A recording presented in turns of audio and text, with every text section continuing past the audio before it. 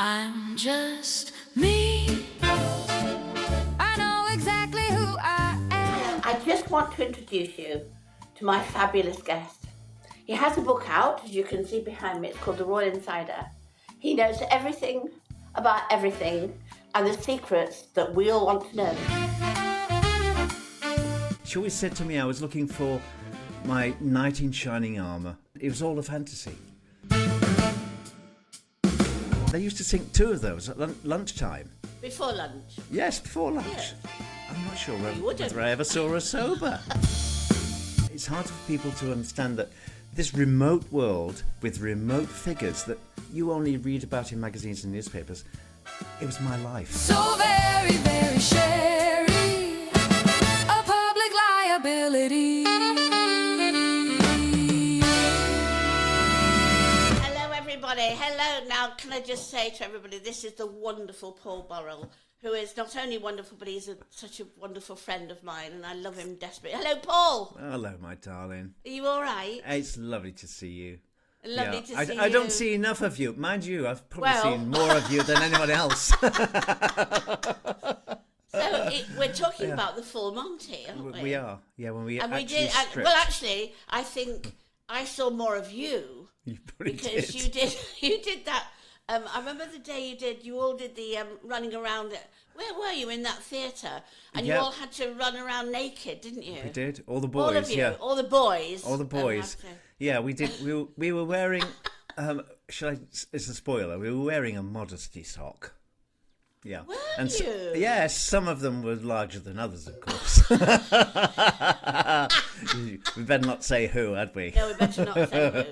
No, I didn't know you had modesty socks on.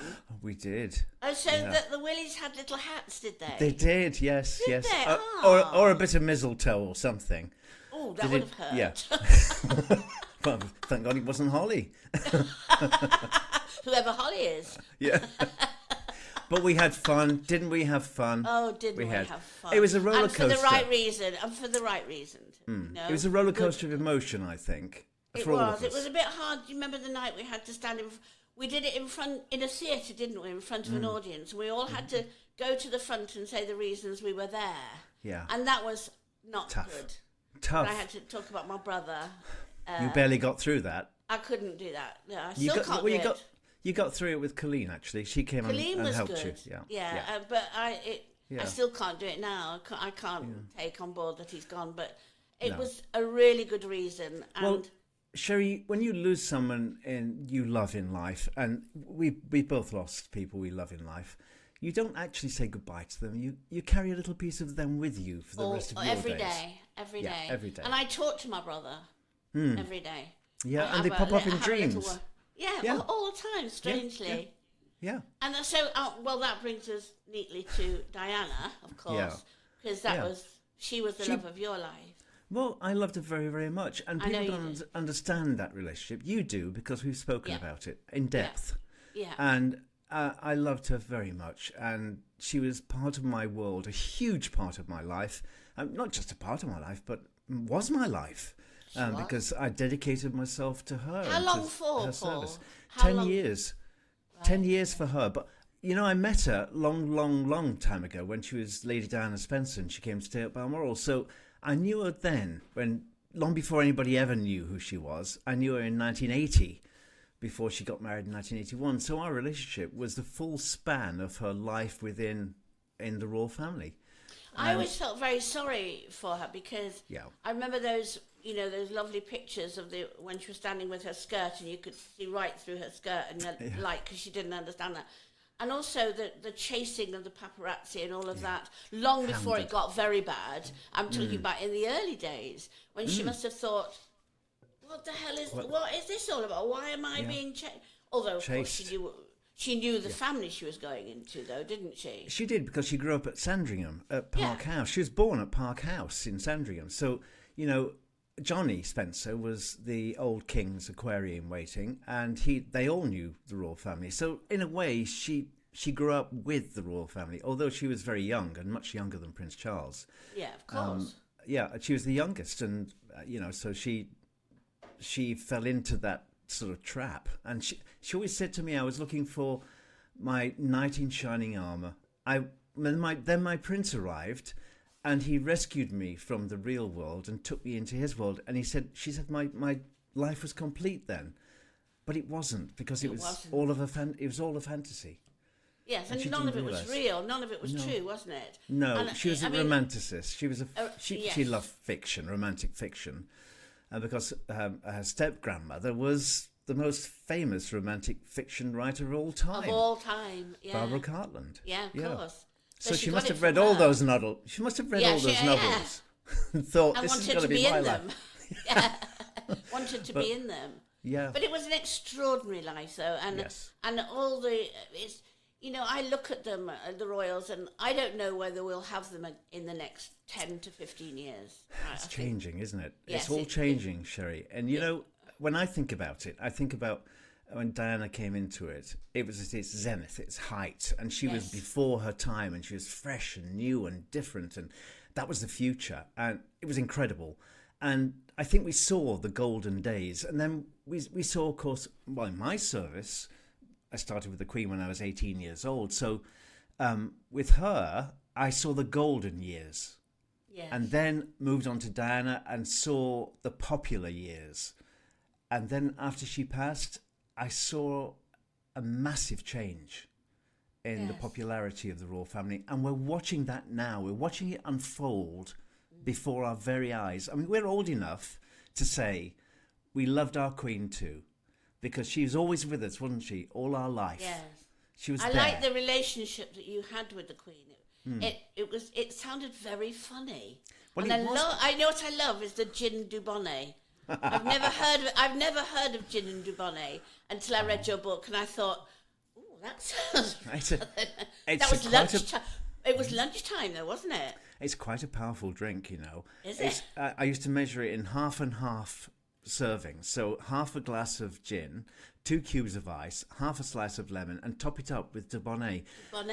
It was like rocket fuel. And the Queen and the old Queen Mum, they used to sink 2 of those at lunchtime. Before lunch, of course. Yes, before lunch. Yes. Yeah, and then, as you do. And then drink what at lunch? And then drink a glass of wine at lunch, and then go through the afternoon and wait for 6 o'clock to arrive for a gin and tonic. That's a life, isn't it? I love it, yeah. I mean, that's an old-style life, though, isn't it, I guess? Someone once said to me, did you ever see the Queen drunk? Well, no, I never did, actually, but I'm not sure whether I ever saw her sober. Oh, that's brilliant. She loved a drink. Did she? Yeah. But the funny thing is, with all of that lifestyle you had, which I find quite extraordinary, when I've read the book, I mean, it was wild. Yeah, I have to say. It was wild. Your beginning was very wild. And you had to learn very quickly to lock your door and keep it shut. Yes. Not because all the time, I'm guessing, but... No, but the culture at Buckingham Palace was very much downstairs staff, 200 downstairs staff, and lots of men and lots of single men, and there was a gay community in Buckingham Palace, and, we were all warned when we first started, young 18-year-old boys. I mean, I'd never experienced anything in my life before. Anything, yeah. Nothing. And I was warned by the sergeant footman that night, lock your door because they'll be patrolling, they'll be parading, they want to get to you. I said, what do you mean? There's a running order. There's a bookie's book's open and who's going to get to you first? Said, what? So, of course, I was petrified. I was thinking the Queen's asleep downstairs and she doesn't know half that's going on. And she didn't, because we were a community. I mean, much the same as acting on stage, you form a family. Of course. With the family players. We were all players in this soap opera of the royal family. They were the lead actors and actresses, and we was the supporting underneath, making it all happen.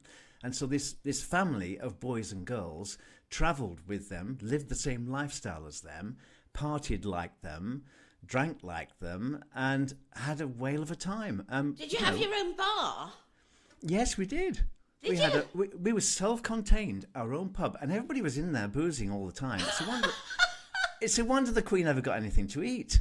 Because so it's like being on a cruise ship. It is. They're all in the pub. Yeah.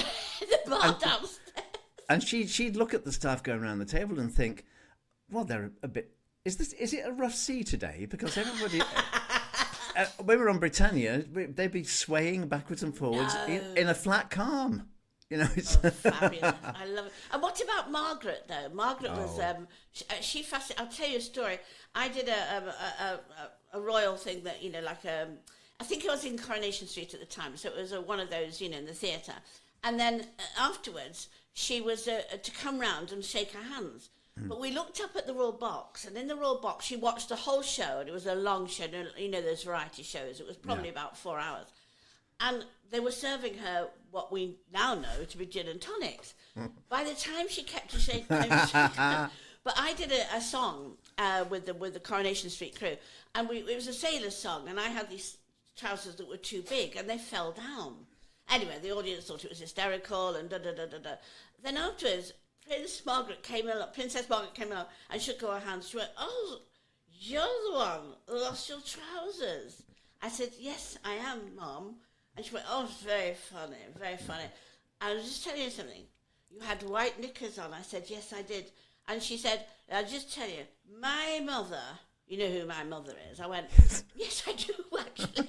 She said, "She always said, wear white knickers and you'll never be embarrassed if you have to go to hospital." So I've always remembered that. So I now, wear white knickers every day. there you go. That was Princess Margaret, but she wasn't very stable, I have to say. No, but it didn't matter. People ask me, who's the funniest member of the royal family? Princess Margaret. It must be. Who's the most difficult member of the royal family? Princess Margaret. Princess Margaret. Yes. She ticked all the boxes. She was the campest, the funniest, the most tolerating. She was everything. And she was the original spare, if you think about it, because the Queen was Queen and she was the spare. And she was the it girl, and she got away with everything. And she did get away with everything. She did. She had lots of affairs, didn't she? And she partied. She knew how to part. Absolutely. We once went to Mystique. We went to Mystique on board Britannia, and the Queen said, "Are you coming?" I said, "I wouldn't miss it for the world." So I got on the launch with the Queen, and we got taken ashore, and we visited Margaret's villa there, the Les Jolies Yeux.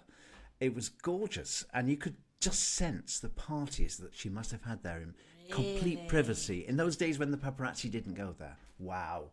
There's some stories to tell there. I think Lady Glenconnor has told some of those stories. They're worth reading. Really? Yeah. Yes. I thought she was a fascinating character, and I loved... And the fact that she wasn't allowed to marry the man she wanted to marry. No. I mean, I assume that was the Queen who decided that. Because she was Queen first, and she decided that the law said that she could not marry a divorcee. Divorcee, yeah. Because remember, Margaret was once second in line to the throne. If the Queen had died, we might have had Queen Margaret. Imagine that. No. No. But I'd have liked it. But you know what? One night at dinner, I'll never forget this. It's one of the funniest moments that I ever saw around the royal table. We're waiting dinner, and when coffee comes, it comes in a silver coffee pot with a little burner underneath it to keep the coffee warm, so it goes on the sideboard. And when the page serves the coffee, he's supposed to detach the little methylated spirit burner away and leave it on the sideboard and then serve the coffee. Well, he'd forgotten to do that, of course. And the little burner is flickering underneath the coffee pot, and he's going to the table, and the little burner detached itself and fell into the Queen Mother's lap. Well, remember the Queen Mother? She was like all tulle and frills and frocks, and she was voluminous at the table. She didn't even notice that this little burner had gone into her lap. Margaret sat on the other side of the table next to the Duke of Edinburgh, and she noticed this wisp of smoke coming from her mother's lap. And she hadn't noticed because she was too busy talking to the person on her left-hand side. And she screamed at the top of her voice to the Queen, "Oh, Lilibet, do look. Mummy's on fire." Oh, I love it. Yeah. I hope they put her out. They did. Somebody doused her. She lived for another day. But she was wonderful. Incredible woman, the Queen Mother. Lived through 2 wars, what she'd lived through, the abdication, everything else. Oh, wow, what a character. We'll never see the likes of these people again. I don't think we'll see those characters again. I think our time has gone. I mean, the Prince Philips of this world will never exist again. No. I've always thought he was an extraordinary character. Very beautiful in his day, wasn't he? Matinee idol looking. Yeah, Yes, he was. yes. But I would imagine quite formidable. Although the relationship with the Queen, I'm sure, was absolutely right Yep. and correct for her. Yeah, I always avoided Prince Philip at all costs. Did you? All costs, absolutely. He didn't suffer fools, and he didn't like gay men. He didn't. He didn't like men that fawned over his wife, and we all did. We all looked after our course, queen yeah. because she was our queen, and we Yes. looked after. No, he liked hard, no nonsense men, straight down the line, and he loved beautiful women, of course. And he was always very kind to my wife, Maria. He's always a gentleman with her. Brought her gifts back from world tours and was really, really nice with her. But one day Prince Philip came through to the Queen's room, and the Queen's footman was very gay, and he was crying in the corner of the room, and the Queen was trying to comfort him. This is our Queen. She's comforting her own footman. And Prince Philip came through from his dressing room, and he said, "What's the bloody matter with him? Is it boyfriend trouble?" And the Queen said, "Oh, darling, no, it's not. We're just trying to sort this matter out." And the Queen And he was went there. away? Yes. And this poor boy was in fits and tears, and the Queen was trying to console him. The Queen was the kindest, most generous person I've ever known. A good, kind Christian woman, like a gran. You want to put your Yes. arms around her. And I never did put my arms around her, but on the times when her hand brushed against mine, I used to think, am I lucky to be standing beside our monarch? She's a very special woman. And when I was ill, I had an accident in America, you know, Sherrie. I fell down a staircase and ruptured my spine, and I couldn't stand. Yes. And she said to me, "Don't worry, I'll take care of everything." I was sent to the finest hospital in America. I had the best surgeon. I was there for 2 weeks convalescing. And then at the end of that, she sent her plane, the Queen's flight, rigged out as a hospital, to bring me back home. And when I got home and I said to her, "Your Majesty, I can walk and it's all thanks to you." I said, "What about the bill?" She said, "Oh, don't worry. I'll take care of that." Wow. The bill was like £500,000 for everything. It was incredible. I could never afford that, but that's who she was. She took care of the people who looked after her. And that's never going to come again, is it? Never. No. Because it can't, because it's a generational thing, one. Yes. And two, it's time out now, isn't it? It is. We're moving all we're all in a world which nobody understands, or I mean, I certainly don't. You just worry about the whole world, what's happening to the world. And But look what's royalty happening. doesn't happen, does it? It doesn't happen in the same way. And look what's happening right now, of course. Yes. Look at that mess. Yeah. I mean, I'm so Complete thankful mess. that our dear late Queen isn't here to Yeah. see her favourite son in such a pickle.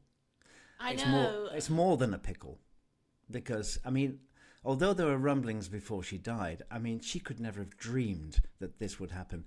In fact, Sherrie, I think the Queen sort of brushed everything under the carpet and hoped it would go away. We all did. We all used to do that, I'm afraid. Yeah, and I think she left an unexploded bomb to go off after she died. Oh. And Charles had to deal with it, and he's had to deal with it. And you know, he's dealt with it really, really well. I don't condone anything that Andrew and Fergie have done, because they associated with a paedophile, and you have to think about the victims Yes. of Epstein. And Andrew shouldn't have been there. Nowhere near it, and neither should Fergie. And they've got themselves to blame.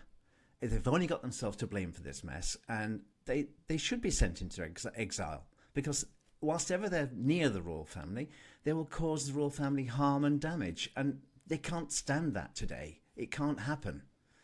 So But you know, Paul, they're not stupid people. They're Why not. did it never occur to, particularly Fergie, because I have met her, and she's a clever, intelligent woman. Why did it never occur to them what they were doing? I think they probably thought they'd never get found out. And greed, okay. money. When you, it's all about money, and they always struggle through over the years and never had much. And I think it's the money aspect that enticed Andrew and Fergie to America, to the Epstein camp, and everything else that happened was just appalling and wrong. Of course, wrong on every front. And now, who is he now? He's nobody. His life is ruined. God. And hers too. And I And feel for the hers. daughters. Do you feel for I was the just daughters? about to say that, yeah. What Yeah. will they do? How will they will come through it because they Yes. have husbands and, and it's... And families. But that's not the point, is it? No, It's what's no. left with you. It's You know, association. you have to live with it, yes. Yeah, yeah. So that brings us to Harry and Meghan. So Look at that. What a I mess. know another mess. So how is that going to resolve then? Well, I remember being there, and I remember the Queen saying that she wanted Harry and Meghan to stay in the royal family. She wanted them. Yes. We all wanted them. Do you remember when they got married? And there was an ocean of goodwill which came towards... Oh yes. We loved the wedding. We loved everything that Meghan was bringing to the royal family, being mixed race, being divorced, being American, being an actress, and all her those mum things. was there, which was lovely for everybody. Yeah. Wonderful, wonderful. Got off to a great start. I think something went wrong then when Meghan realised what the rules of the royal family were, and she couldn't ever be a star. She'd only ever be a supporting actress. I think then the wheels came off, and I think she then thought, well, I've got to change this, and we've got to move in a different direction. They could have gone to Canada and been Governor General. They could have gone to Australia and done the same job for the Crown. But no, I think Meghan decided they wanted their independence. And she persuaded Harry that was the right way to go. Now, you can't blame a man that's fallen in love with a woman and wants everything to be right for her And has children, their and family. has her children, yeah. Yeah. And That's the Harry thing. did fall in love with her, and I wish them well. I don't wish them any harm. I wish them well. But I wish they would just stay in their particular area, stay in America, make a success of your lives, do everything you want to do, but stay out of the politics of the royal Let family. it go. Because, Why don't they let it go? Because I thought they wanted to let go of the royal family and their association with the royal family, but every corner they turn, they seem to be on a TV show It's promoting. not necessarily, it's not I don't think it was true. I don't think they wanted to let go. I think they wanted more recognition than they were getting. And their USP, Sherrie, is being royal. Yes. And once that's gone, who are they? There isn't anything left then. No. Now, No. it's true.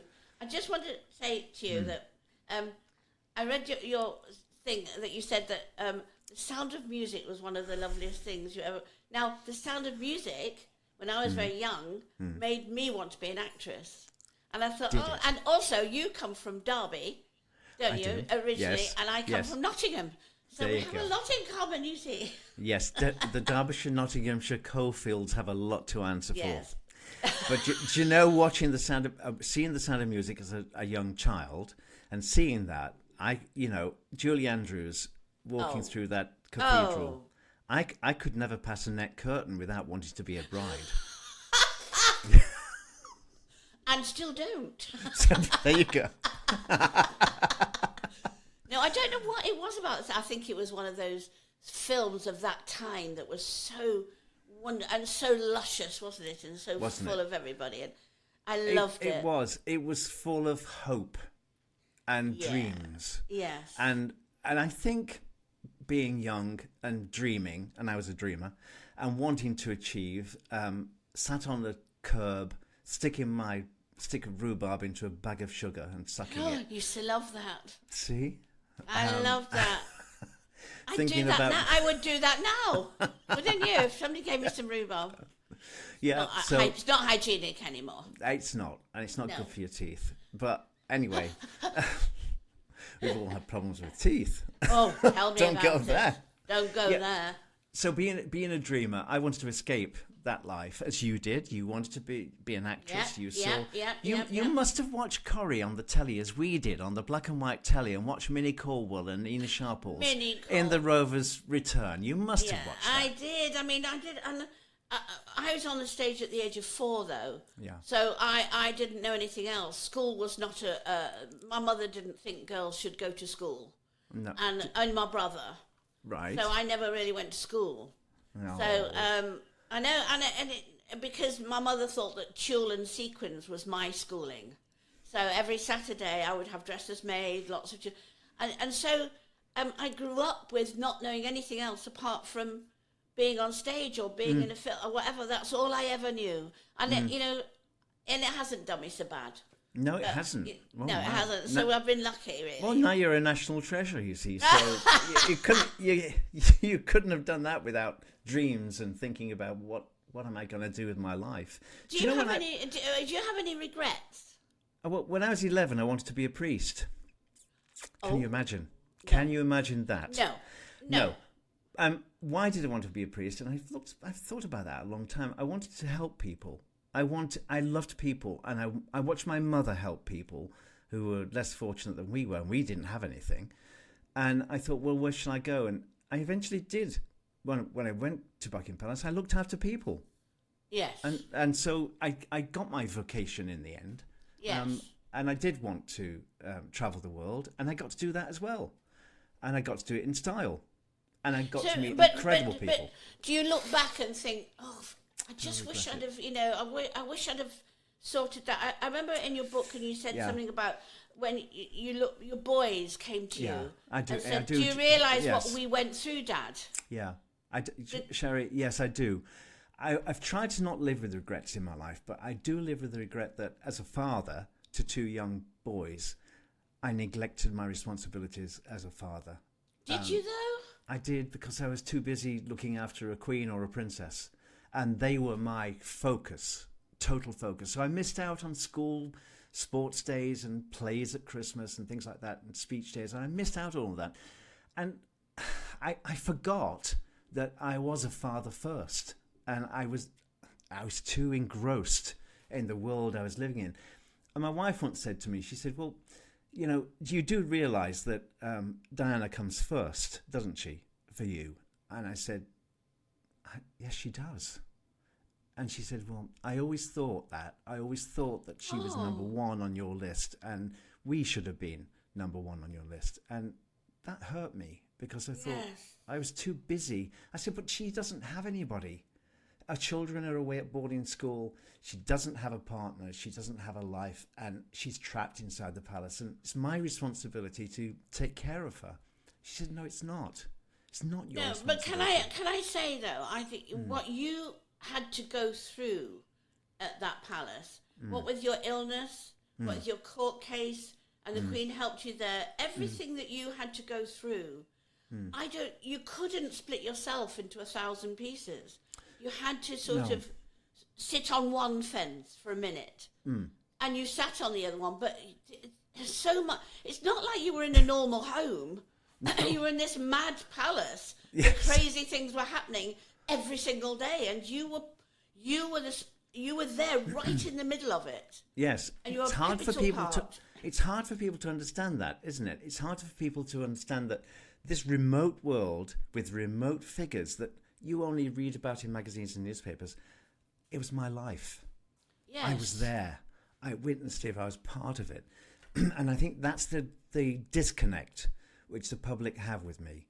They cannot see me sat on a settee in the princess's sitting room watching a Bette Davis movie on a Sunday afternoon with a tub of popcorn between us and both of us reaching for the Kleenex. They can't see that. No, and they never saw it. It's hard to believe. It's hard to believe. And so it's easier for people to say, that never happened, He's just making those stories up. Making it up, yeah. I don't have to make stories up because it's so incredible. My life has been so amazing. You couldn't write it. You just couldn't could write it. not And write also, it. you had no... so you had no phones to take photos and go, there No. we were, that's where we were, No. because that wasn't allowed anyway, and you wouldn't have phones then. We didn't have mobile phones. Not So until now. there's nothing to fall back on and go, No. it's true, I Yes. was there. You Yes. can only say, sounds a bit far-fetched to me. It You know does what I sound a mean? bit far-fetched. I mean, Yeah. but the facts are the facts, Sherrie. I mean, when she died, nobody stopped me going to Paris. Nobody stopped me looking after her in death the way I did in life. Nobody stopped me doing that.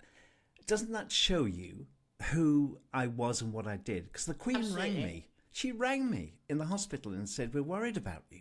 Charles rang me. The boys are sending their love to you and they want to know if you're okay. And we'll be there this afternoon. So the whole royal family were my family as well. They cared about me. I cared about them.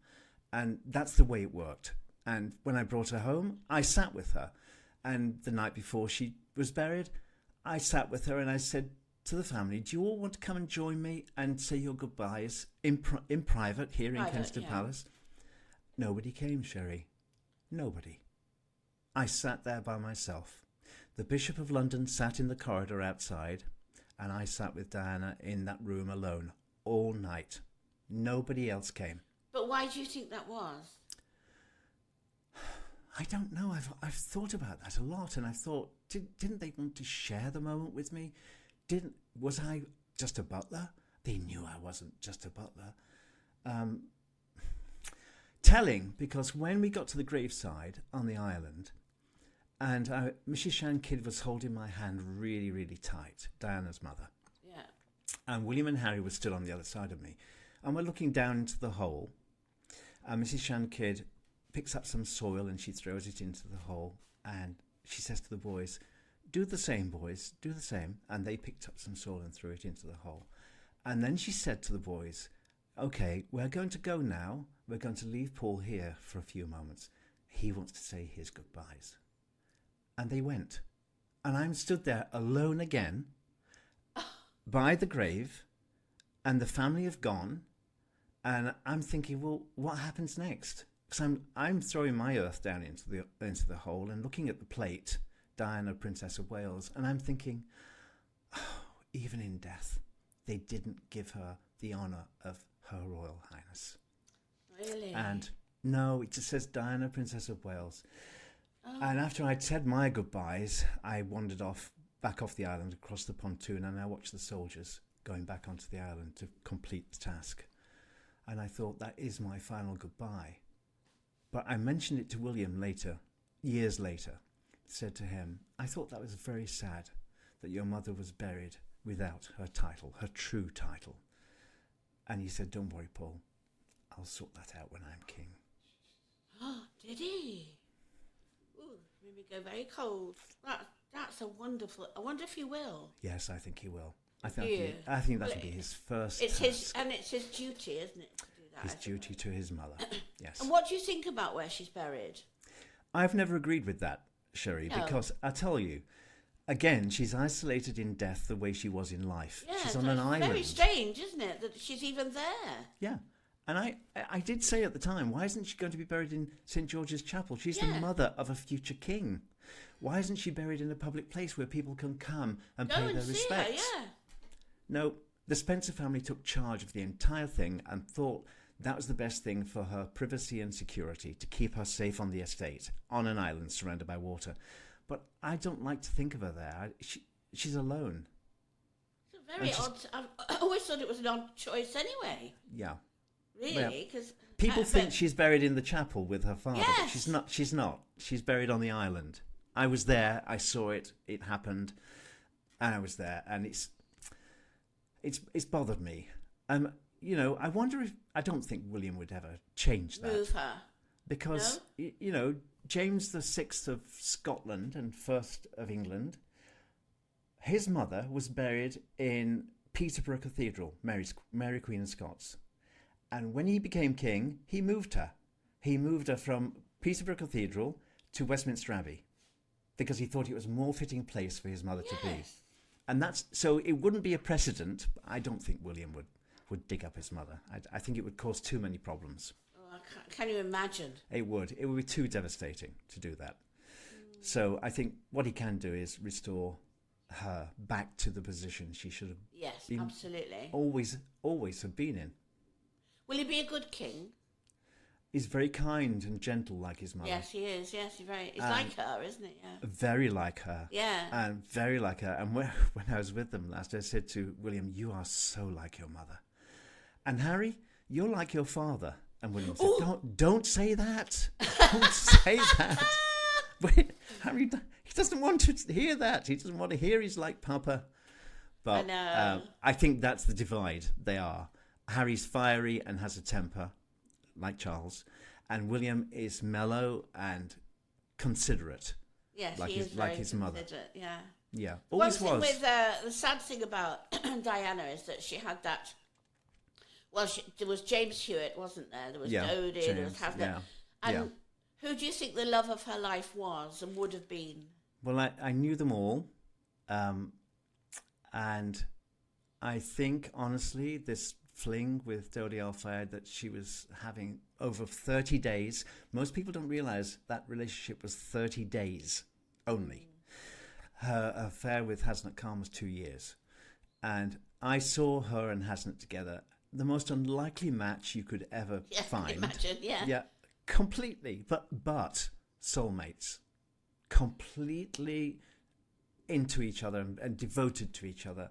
And when I saw them together, I gave them romantic candlelight dinners when nobody knew Hasnat No existed. one knew, yeah. I'd say to the chef, Princess is hungry tonight. Can you cook a little bit more? And she wants you to go home. She doesn't want you to wait.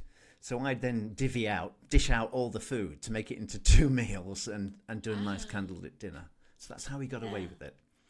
And those two. I think if the princess had come back from Paris, I think she would have rekindled her relationship with Hasnat Khan. And even though he was a Muslim man, the same as Dodie, he was a Muslim man too. I think back in the day, we couldn't understand why they couldn't have a relationship, but today it would be different. It would be different. I know Prince Philip would have railed against that. I don't think he would have liked the He relationship wouldn't. with Hasnat. No, And he also, wouldn't. I never believed she had a thing with Dodie. I always thought that was a little bit of It's a smokescreen. It was I more, thought it was a smokescreen. Yeah, it was more to make Hasnat jealous, I think. Yeah. Because all through that holiday, she was ringing me, and she was saying, "Has Hasnat seen the newspapers? Do you think?" I said, "Of course he's seen them. He sees them every morning. He goes and But gets he them." must have been furious with her for going out then. I said to him, "He's furious with you, and he's going to sort you out when you come back." Is he? Oh. Is he really? Oh, right. So I'm coming back day after tomorrow. I'll be back. Of course, she never came back. I He could sort it never out. forgot the scene of her going down in that lift, and I always thought, now is it true that the royals used to have doppelgangers, that they always had doubles always? Yeah, there were.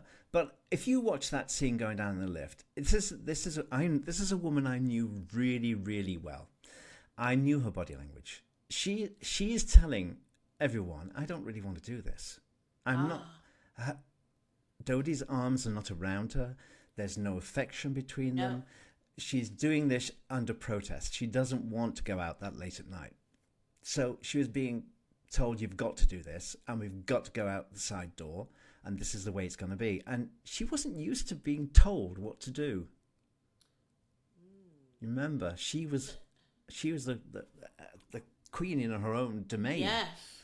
So for this once, she was being told she had to go out through the side door. She was going to see Dodie's flat at the Champs-Élysées, and this was a fait accompli, and she didn't want to do it. So she's doing it for him, just to keep him happy. And that was the last journey she ever made. The last sight she ever saw must have been the Eiffel Tower. Yes. It must have been. As they went into the tunnel, they must have seen the Eiffel Tower lit up. And when I went to lay some flowers on the flame above the tunnel. I thought to myself, is it ironic that she should die in the city of love? All the stuff surrounding the accident has never really been cleared up, has it? It won't be, will it? It will always be secret. Do you know what the Queen said to me at Buckingham Palace? She said, "Paul, be careful. There are forces at work in my country of which even I have no knowledge." And I thought, wow, that was chilling coming from the monarch. They were her exact words as she looked into my eyes. Yeah. And I said, I don't know what to say about that. She said, "Just be careful." Wow. I wasn't there, Sherrie, so I don't know what happened. You don't know. No one would ever know, will they? No. There are doors closed. Stories. Yeah. Doors closed, and doors will always remain closed. Yeah. Yeah, they're just stories. But then you moved on. Yeah, I did. And you got married again. I did. Strangest thing happened. And having been married 30 years to my wife, my marriage disintegrated slowly after Diana's death, and it's not surprising. And I went to America, left them there, and I said, do you want to come back to England with me? And they said, no, we want to stay in America. So they stayed in America. I came back to England alone. I was lonely. I'd gone to London to sign for I'm a Celebrity, Get Me Out of Here, strangely enough. Yes. And on the way back on the train, I saw this man, and he smiled at me. And I thought, oh, what happened? Something happened. I don't know what happened, but something happened. I never spoke to him. And as we got into Crewe Station, I was going on to Chester. As he was getting off the train, I thought, if he leaves this train, it's going to be a sliding doors moment, and we'll never see each other again. So say something. So I said to him, have you got a card? And he had his card in his hand, waiting to leave on the table as he left the train. So he smiled again and left the train, and that man became my husband. And how long have you been together now? Well, we've been married for 8 years, and we've known each other for over 20 years. Have you? That Yes. long? That Wow. long. So, you know, people say to me about the King and the Queen and Camilla and all of this business. It always looms up in my life. I would like to shake Camilla's hand and say, I can't cast stones. I'm a divorced man. I'm a divorced man. I have children too. And I've remarried. I remarried a man. You remarried a man too. We've got a lot in common, haven't we? And a lot of water's gone under the bridge since those days at Highgrove, those heady days. And we've survived. And the both of us. Did you become a friend of Camilla's in the end? In the end, not really, because she went into a different world and I wasn't part of that world. No. I was always polite and friendly and kind, and she was always that to me too in the Highgrove days. But my world, I went on a different branch of the tree. Yeah. I went along with Diana. So my allegiances were always with her. Of course. I don't bear the King or Camilla any harm at all. I wish them well. Did you watch the cenotaph service? Something very strange happened, Sherrie. For the first time ever, when the King was leaving the cenotaph, there was an applause. People clapped. And I think that was support for his latest decisions. And I think that's the people saying, well done, sir. I never heard an applause for the Queen. Never. No. Never. But there was a ripple of applause for the King.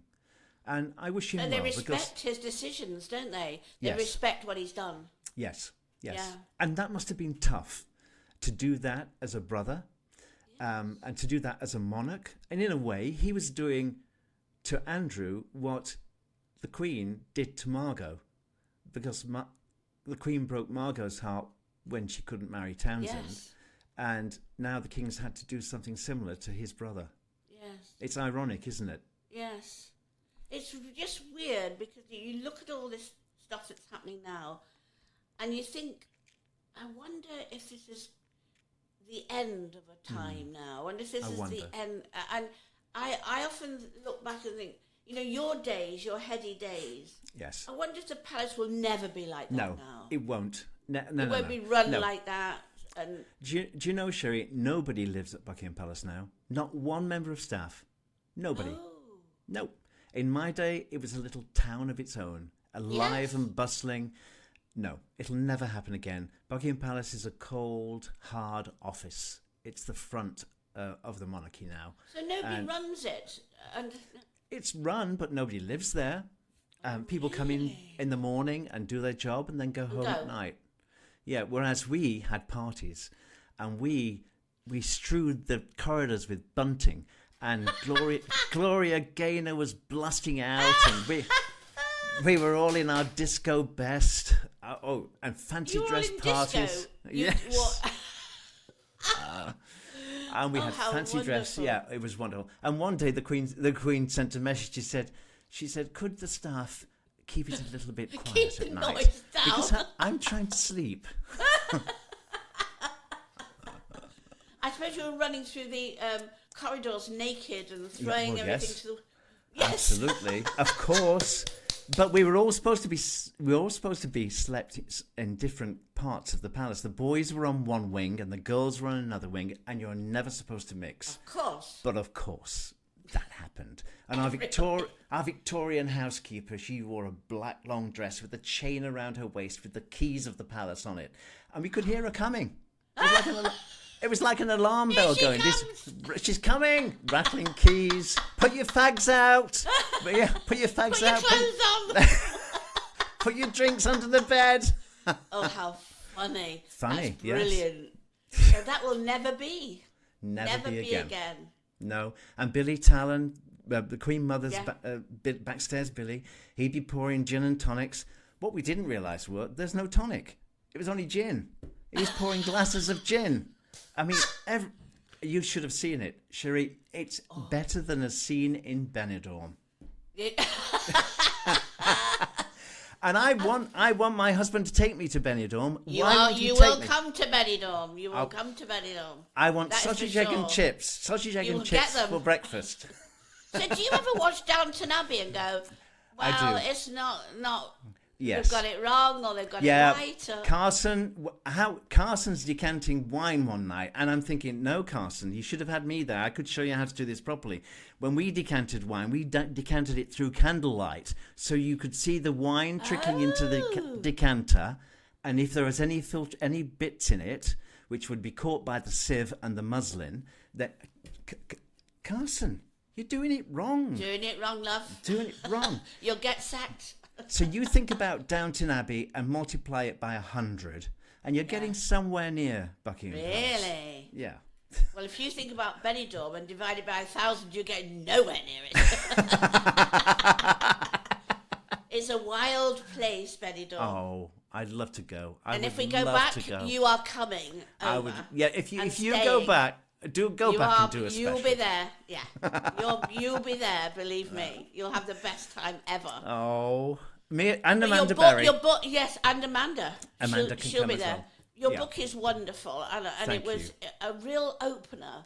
But what was more for me, I think, is very special because it's very poignant. Yeah. It's very silly. Yes, it's very it is. mad, but it's very poignant and quite heart-wrenching and quite sad. In the right way, I think I felt. Isn't that life? It's, Yes, as I that's said in what the I felt. beginning. Yeah, it's a tapestry, a rich tapestry of different colours, and was. some are duller than others, and some are brighter than others, and we all live that life, and but not to that extent. I mean, No. I have been the luckiest man to stand beside two incredible, unique, and inspirational women, our Queen Yes. and Princess Diana. I mean, And it must that have been can never hard happen. when the Queen was poorly, and It was, we all saw her deteriorate very quickly. yes, I know she was the age she was, but yes. she looked But you knew, quite stoic. but you didn't know she was dying. No, I did. yeah, and- that's and the you know- difference, isn't it? Yes, Yes, the last year of her life, when she was diagnosed in the last year, and the doctor said, you can have chemotherapy and radiotherapy and everything else too. And she said, no, because would I'm I? I'm 96 years old. How much longer can you extend my life for? And of And course she was why? right. Yeah. And why? Yes. So she said, no, I will. This is my natural life, and she Time to lived go out. to Prince Philip and tell him off. Yeah. Well, and then he went. The minute she lost him, was the beginning of the end.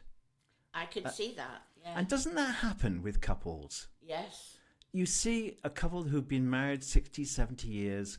One of them know. passes, and the other one not very long after, Yes. because yes. it's their union, isn't it? They want to be together. Yes. And now the Queen and Prince Philip are lying in peace together, and Yes. that's I like. But to often think when you have a relationship, you can't wait to get rid of them. That's a different thing altogether. But they were very romantic and very sweet, and he adored the Queen, and she adored him. So, Paul, I just have to say your book is full of the most wonderful stories. Thank you. Really, really exciting, funny, poignant, lovely, and I think it tells a story about you. But it's all true. Yeah, and All that's what true. you wanted to say, wasn't it? Yes. It's all what about I wanted to you. say. Yes, and what I wanted to say is my journey, my story. It is the truth because I was there and witnessed it. And I don't want to see history be corrupted by people who weren't there. And I lived through a certain part of history which is very important to our nation and very important to me and my life. And Yeah. it's there. It's all between And we will those never pages. get it back again, and we'll never see it again. And you were there to witness it in its was. real time. Yes. But it was wonderful. And Thank I've you. loved seeing you, darling. I love and we seeing will you see each too. other very soon. And let's go to Benidorm. We are. Please. There isn't any question about it. I've already got your ticket. Thank you, darling. Love you. Lots of love to you. Bye. Bye-bye. So Bye-bye. very, very